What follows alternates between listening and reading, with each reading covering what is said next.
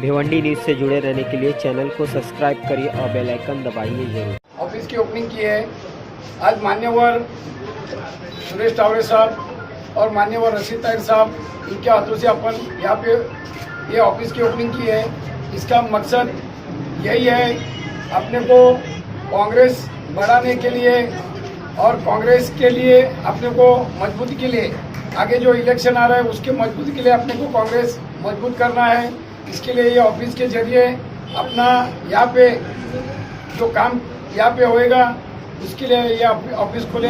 अभी फिलहाल 6 तारीख तक एमएलसी जो एजुकेटेड लोगों का जो इलेक्शन रहता है, पदवीधर मतदार, उनके लिए यहाँ पे अभी अपन ऑफिस खोले हैं। ये जो पदवीधर लोग हैं उनसे मैं रिक्वेस्ट करूंगा, ऑफिस में आके फॉर्म भर के अपना जो डॉक्यूमेंट्स है वो जमा करेंगे, उनके लिए मालूमात दी जाएगी। अभी मैं रशीद ताहिर साहब से, सुरेश टावरे साहब से मैं रिक्वेस्ट करता हूँ कि 2 शब्द कहें। हमारे और आप सबके आदरणीय माजी खासदार सुरेश टावरे जी, जिनकी ऑफिस के ओपनिंग के लिए हम लोग यहाँ आए हैं, जनसंपर्क कार्यालय के। ऐसे हमारे दोस्त संजय भोईर जी, पार्टी के जनरल सेक्रेटरी अर्शी आदमी साहब, पीछे हमारे दोस्त वाइस प्रेसिडेंट शाहजाद अंसारी, रहीम बरासी, अमरीश भोईर और यहाँ उपस्थित सभी हमारे पार्टी के पदाधिकारी, दोस्तों और साथियों, प्रेस के लोगों बहुत बहुत अभिनंदन करूँगा संजय भोईर को कि वैसे ही उसको ऑफिस खोलने की ज़रूरत नहीं, जन जन तक ये खुद ही पहुँच जाता है। लेकिन अच्छा है ये ऑफिस खोली, यहाँ से लोगों का काम होगा।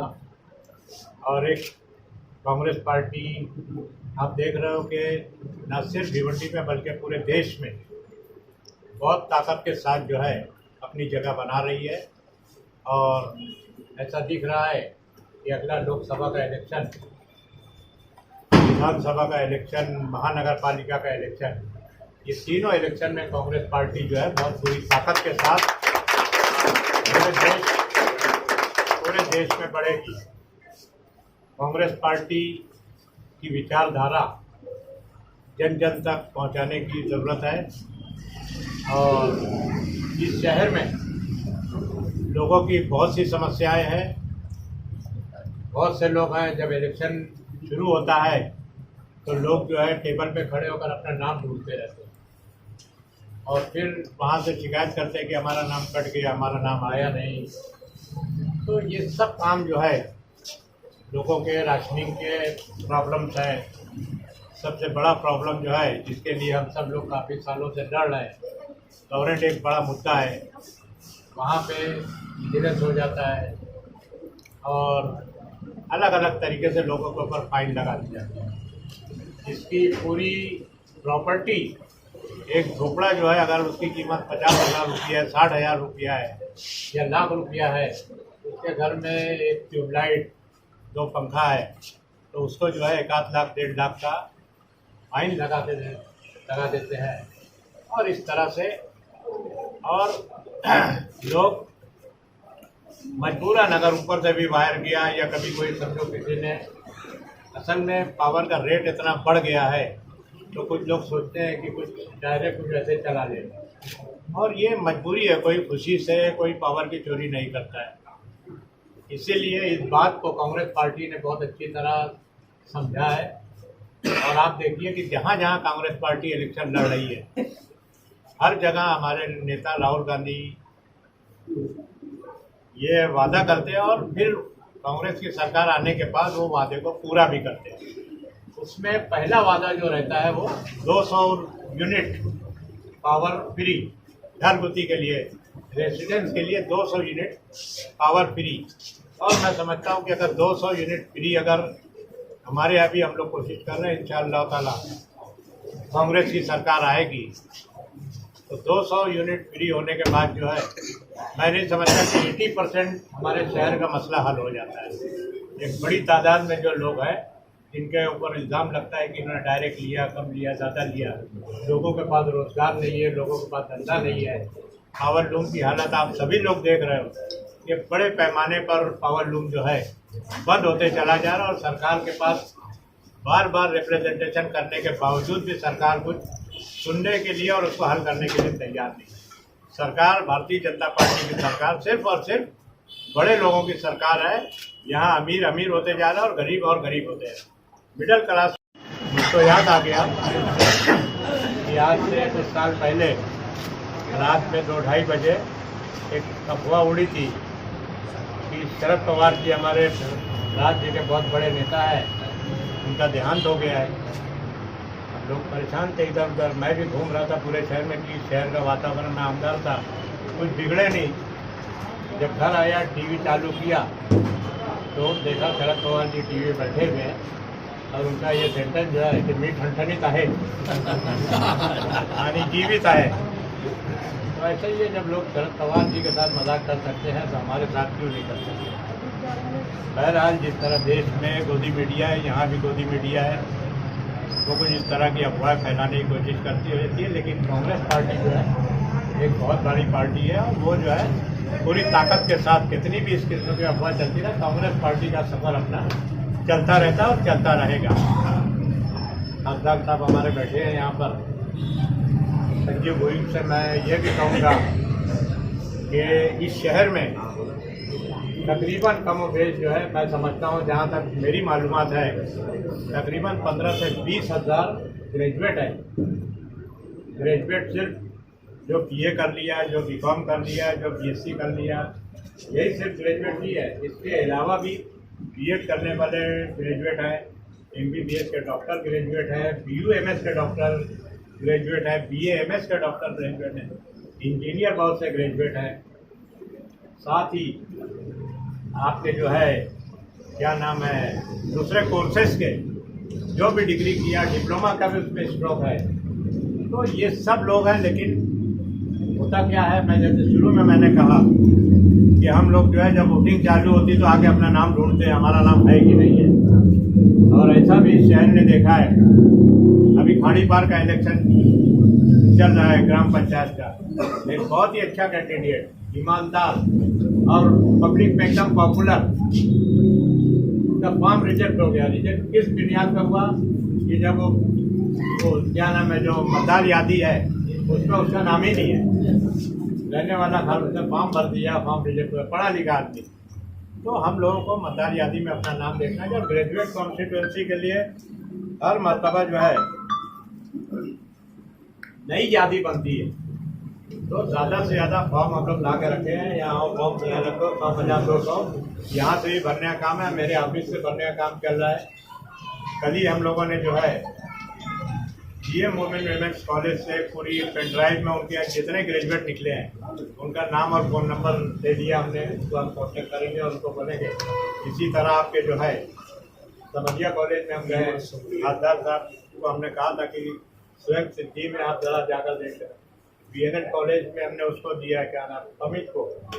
ऐसे हम लोग कोशिश कर रहे हैं कि कोई भी वोटर, ठीक है आपका जहन अगर कहीं और है तो आप उधर वोट दे सकते हो, लेकिन आपका वोट जो है यादी में रहना चाहिए, आपका नाम यादी में रहना चाहिए। इसके लिए हम सब लोगों को मिलकर काम करना चाहिए। मैं आप सभी लोगों को ये आह्वान करता हूँ कि इस ऑफिस के जरिए और जहाँ जहाँ कांग्रेस की ऑफिस खुली है वहाँ से आप ग्रेजुएट कॉन्स्टिट्यूंसी के लिए अपना नाम का इंतजार करें।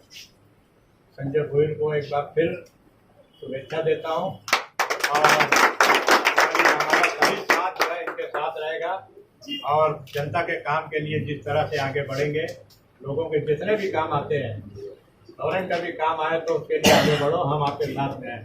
बहुत बहुत धन्यवाद। जय हिंद, जय भारत। उद्घाटन के समय उपस्थित अपने माजी आमदार और कांग्रेस पार्टी के जिला अध्यक्ष रशीद ताहिर साहब, RC आजमी साहब, अपने शहादत, फिर अपने जईम बनारसी और अपने जिनके लिए आज अपन यहाँ पर आए हो संजू भोई जी और उपस्थित सभी भाई और दोस्तों। बड़ी खुशी की बात है कि इस एरिया के अंदर यानी ज़्यादा से ज़्यादा लोगों की सेवा करने के लिए माजी आमदार है, माजी खासदार है, माजी नगर सेवक है। यानी मुझे ऐसा लगता है कि इस एरिया में किसी को तकलीफ होनी नहीं चाहिए, लेकिन तकलीफ तो हर एक को आती रहती है। लेकिन अगर कोई भी तकलीफ आएगी तो अभी तो यहाँ पर 3 जन हैं, आपकी जो भी तकलीफ रहेगी वो हम लोग दूर करेंगे। रही बात कांग्रेस पार्टी की, मैं ये कहना चाहूँगा कि जब से राहुल गांधी ने भारत जोड़ो यात्रा निकाला है, इस देश का पूरा माहौल ही चेंज हुआ है। जो 2019 में जो परिस्थिति थी वो अब नहीं रही। हर एक जन अभी ये कहता है कि अपने को कुछ भी करके मोदी को हटाना है, क्योंकि मोदी जी ने इस देश को पूरा बर्बाद कर दिया है। अपने को ये समझ में नहीं आ रहा है कि आज अपनी परिस्थिति क्या है इस देश की, क्योंकि जो श्रीलंका की परिस्थिति हुई वो परिस्थिति होने में अपने को टाइम नहीं लगेगा, क्योंकि जो 65 साल में जितना कर्जा इससे पहले की जो गवर्नमेंट आई उन्होंने सिर्फ 58 लाख करोड़ इतना ही किया था, लेकिन इन्होंने 9 साल में उसको 150 लाख करोड़ रुपया किया है। यानी आप समझो कि 65 साल में कितना हुआ और 9 साल में कितना हुआ है। तो अपना देश किस स्थिति में है, ये कब भी कुछ भी हो सकता है। ये अब मैं नहीं कह रहा हूँ, इस देश के जो अच्छे जानदार लोग हैं वो लोग बोल रहे हैं कि अपनी परिस्थिति बहुत खराब है। आप लोग YouTube के ऊपर हर चीज़ देखते होंगे और समझते भी होंगे कि अपनी आज क्या परिस्थिति। तो भाइयों और दोस्तों, हम यही कहेंगे कि आने वाले जो भी इलेक्शन है इसमें अपने को मेहनत करनी पड़ेगी। और अच्छी बात है कि संजू भाई ने वो मेहनत यहाँ से शुरू किया है। और मैं संजू भाई से ये कहना चाहता हूँ कि आमदार खासदार का जो भी इलेक्शन आएगा या नगर सेवक का, उसमें पूरी मेहनत करना। सिर्फ ये नहीं देखना कि मेरे को नगर सेवक या आमदार की टिकट मिलेगा तभी मैं कांग्रेस में रहूँगा। मेहनत करते रहो, हर एक को मिलता है। मैं क्या था, मेरे को क्या मिल गया, जो भी चाहिए था। पार्टी देती है, पार्टी को पकड़ के रहो, क्योंकि कांग्रेस पार्टी ऐसी है जो सबको देखते रहती है। आज नहीं तो कल कुछ ना कुछ, यानी किसी को देर से मिलता है, किसी को जल्दी मिलता है। पार्टी का काम करते रहो और पार्टी को इस देश में कैसे अपन आगे जाएंगे इसकी तरफ देखते रहे। जो दूसरी बात यह है कि टोरंट की बात जो है, टोरंट से अपन तो लड़ ही रहे। अभी रशीद भाई ने बहुत सारी बातें बताई, लेकिन मैं एक और बात कहना चाहूँगा कि भाजपा गवर्नमेंट जो है ये गरीबों को तकलीफ देने के लिए पूरी कोशिश करता है कि अपन इनको कैसे तकलीफ दें। क्योंकि अभी इसके आगे अपने को एक तकलीफ आने वाली है, जो अपना मीटर है ये सब चेंज हो जाएगा। क्योंकि अदानी को इसका पूरे कोकण डिवीजन का पूरा टेंडर दे दिया है, कुछ तो 12 के 14,000 करोड़ के, और सारे मीटर चेंज हो जाएंगे और अपना प्रीपेड मीटर आएगा। प्रीपेड मीटर से तकलीफ ये होने वाली है कि आज जो अपना हम बिल भरते थे, अगर इस महीने में अपने पास पैसे नहीं रहते थे तो उसका थोड़ा बहुत ब्याज लग के अपन अगले महीने में उसको भर देते थे। लेकिन प्रीपेड का ऐसा रहेगा, जितना अपन पैसा भरेंगे उसमें वो पैसा खत्म कि अपनी लाइट गई, यानी समझ लो 2-4 दिन या पैसा जब तक नहीं आता तब तक अपने को अंधेरे में ये भाजपा गवर्नमेंट रखने वाली है। तो ये सिर्फ ये कर इनका ये मकसद रहता है कि पब्लिक को परेशान रखो।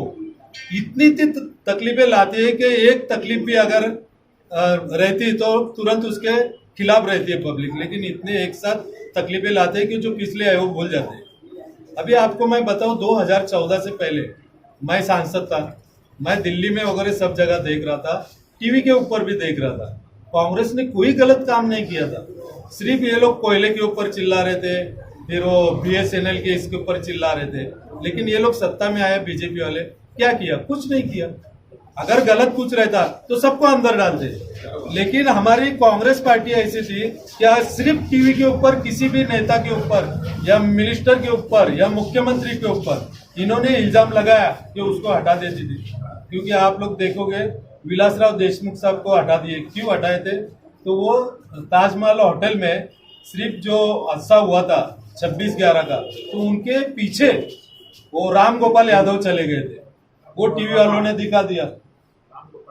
हाँ, राम गोपाल वर्मा, यानी जो ये था ना प्रोड्यूसर, फिल्म प्रोड्यूसर, तो वो जाने से उनको हटा दिए।